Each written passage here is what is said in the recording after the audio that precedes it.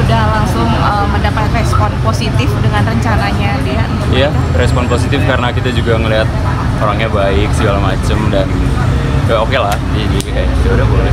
Ini kan kesannya mendadak juga dan sangat sederhana juga, beda dengan biasanya kalau artis glamor segala macam. Ini emang keinginan dari keluarga juga kah atau seperti apa?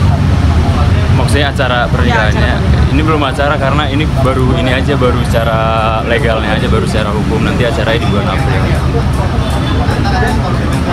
Tapi untuk konsep di bulan April sendiri udah ada belum sih? Dibocorin untuk pernikahannya? Kayaknya udah ada ya, tapi akunya yang kurang tahu.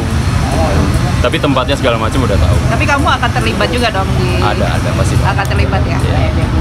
Dengan kedekatan kamu sendiri nih dan kakak ipar kamu seperti apa sih? Jujur kalau yang dekat banget belum ya, karena kalau aku dia kan tinggalnya di sana, baru ketemu sekali di Bali terus sekali di Jakarta, jadi ya belum terlalu dekat, tapi udah bisa menilai lah orangnya baik segala macam, positif dan ya. Harapan kamu di pernikahan kakak kamu seperti apa? Harapannya pasti ya semoga mereka bahagia, saling melengkapi dan ya sampai maut yang memisahkan. Thank you. Iya, kebetulan aku emang suka naik gunung. Awal naik gunung tuh sama teman-teman sekolah. Kita iseng naik gunung tuh pertama ke Merbabu, terus ke beberapa gunung lainnya. Jadi aku emang suka alam, suka gunung, dan kebetulan dapet project yang latar belakangnya gunung. Jadi kayak wah lucu nih gitu. Tapi awalnya apa sih yang membuat kamu akhirnya kayak gue suka nih naik gunung? Kan kalau orang olahraga pengen sehat, rata-rata pengen sehat. Kalau kamu sendiri selain karena alam yang bagus, apa lagi? Kalau yang pertama kali ke Merbabu tuh berkesan banget karena mungkin kalau naik gunung tuh harus pinter pilih-pilih orangnya, jadi harus sama emang yang kita deket, yang orangnya asik, yang gak ngeribetin, jadi perjalanannya juga menyenangkan, banyak cerita gitu. Biasa kan kalau di gunungnya ada sniper ya kalau nggak salah ya? Ada apa? Ada posisi-posisinya nih. Oh ya, ininya. Kalau kamu di posisi apa sih biasanya?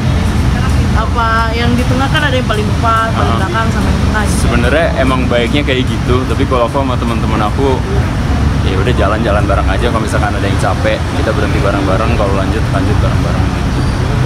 Gunung yang pengen banget kamu daki, Rinjani. yang menjadi list kamu selanjutnya. Gunung Rinjani Lombok. Alasannya kenapa? Karena semua orang bilang bagus banget, tapi di lain sisi juga orang bilang kalau mau naik ke Rinjani belakangan aja, karena kalau habis dari Rinjani ke gunung lain jadi biasa aja. Kak, tapi menurut kamu gimana sih kan kalau saya nggak salah Rinjani kan banyak sampah-sampahnya. Dilihatnya gimana sih, banyak orang yang bilangnya cinta alam, tapi buang sampah di gunung masih sembarangan, masih melanggar aturan-aturan di sana lagi. Iya, sebenarnya sangat disayangkan sih. Terutama Gunung Rinjani ya, banyak banget sampahnya, dan ya, kalau boleh ngasih pesan ke orang-orang, kalau naik gunung sampahnya dibawa lagi ke bawah. Jangan nyampah lah, alamnya udah cantik, masa buang sampah ke bawah. Tapi kamu menemukan experience tersendiri nggak sih kalau naik gunung, atau ada kepuasan tersendiri juga nggak sih setelah turun gitu dari gunung? Aku emang suka mandang alam, tapi kalau aku lebih ke kebersamaannya sih, kayak dapat cerita sama teman-temannya aja yang bikin seru sebenarnya kalau buat aku.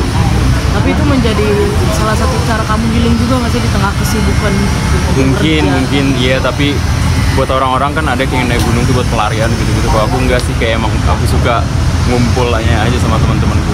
Tapi gimana sih tanggapan kamu naik gunung sebagai pelarian yang kamu bilang tadi, cara pelarian putus cinta lah? Nah, itu kan orang lain tuh mungkin mereka mandangnya kayak gitu karena mungkin mereka kan di sana sepi, jadi kayak bisa me time gitu-gitu. Tapi kalau aku pribadi aku nggak kayak gitu. Tapi dari kamu sendiri ada nggak sih tips-tipsnya gitu, kayak kan gunung penuh dengan mitos ya? Mitos nggak boleh begini, nggak boleh begitu. Kalau kamu sendiri percaya nggak sih hal-hal seperti itu?